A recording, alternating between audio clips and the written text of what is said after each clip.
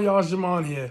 Let me take you guys on a quick trip down memory lane with me back to April 1st, 1985, Georgetown versus Villanova for the national championship.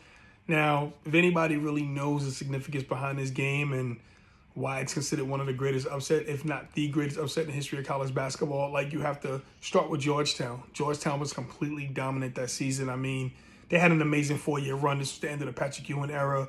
You know, Patrick Ewing, the greatest college player of his generation, arguably. Yeah, he played with Michael Jordan. He also played with Hakeem Olajuwon during that time frame. But Patrick Ewing was just something different. He was just a man-child out there. You know, people consider him the next Bill Russell.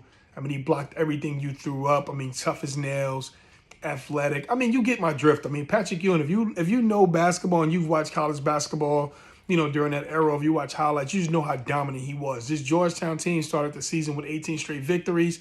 They lost 2 close games during the season, total of 3 points, reeled off another 17 straight, coming into the final.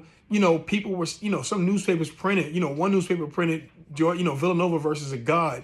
Like, that's how dominant Georgetown was. It was a classic David versus Goliath tale. Then you got Villanova on the other hand. They were 8th seed, you know, from the Big East, played Georgetown twice, lost 2 close games.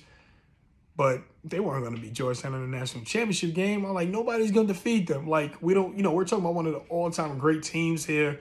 Like, Georgetown was 3 points away from being, you know, from being perfect. You know, like, just, they had everything. Like, why would they let Villanova come in there? People were telling Villanova, in order to win, you got to play the perfect game.